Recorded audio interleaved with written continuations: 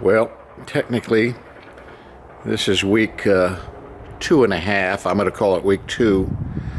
This is where we're at with the project. We're sanding right now on the bed and just converting rust that we found. We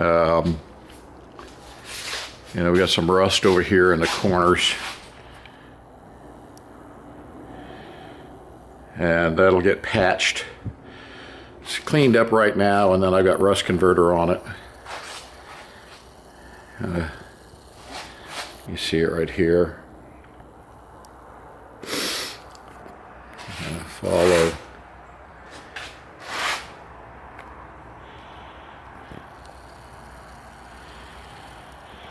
So this is coming along. I mean, it's not that far away. Right now the cab is done with all the priming, triple primed, and I'll give you an idea of where it's at.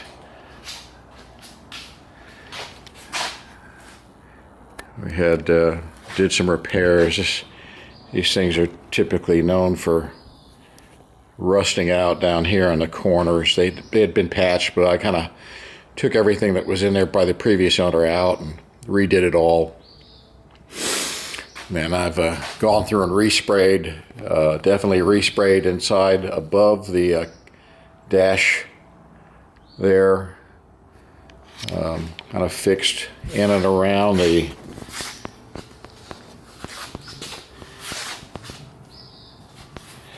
battery box,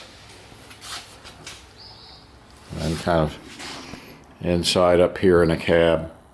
It's in very good shape, the cab, really. Come on, it's 1954. What's unusual about this cab is that someone tried to put did put a moonroof in it at one point in time, and that's been plugged, and I need to put a cross member across there. But here's the firewall. All done, all ready to go. Just need to sand it one more time and then put some top coat on it. The hood is all done now. I got some touch-ups on it to do. Again, this is Nason 421-17. It's a 2K primer urethane. And there's the running boards over there. All in good shape. So let's go see what we did on the, you can see there's some little tiny things. Camera will pick them up. There are a couple little dents right in there that gotta get picked up. That'll get covered up by the logo, but we'll fix it. Again, we're not going for show quality, just going for good quality. So, again, showing, here's the battery access door, just great shape. Just looks good.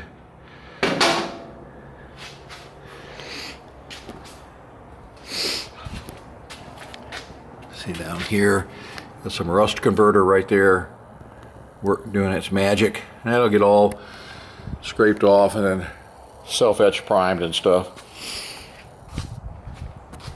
So for now, let's take a trip to the other barn here, show you where we gotten on the frame, because we're working at 2 places at one time.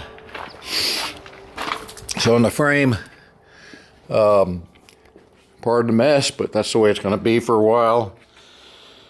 So on the frame, we've got in the last week or so, we've put the distributor on, a Petronix distributor, put the carburetor on, put the headers on, wrapped the headers, and then I've bled the brakes. Now it has full fluids in it. The brakes had never been bled, never had any fluid in them.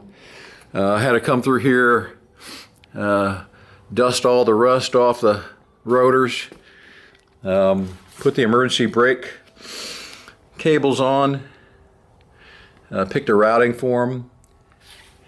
Got them kind of routing up here alongside the drive shaft. The existing emergency brake cable will come through the cab, and it'll come probably right over top of the transmission here. And then I've got to figure out a way. I've got the bracketry and stuff right here. It's like a dual type scenario to hook this up to the existing steel cable. But where we're at right now is I've put the headers on, wrapped the headers, added the exhaust. Got one of the mufflers in place. It's an X exhaust. It's all been custom made by the previous owner. The spark plug wires are in place. Got a QuickTime 830 carburetor on top. Got the fuel lines in place.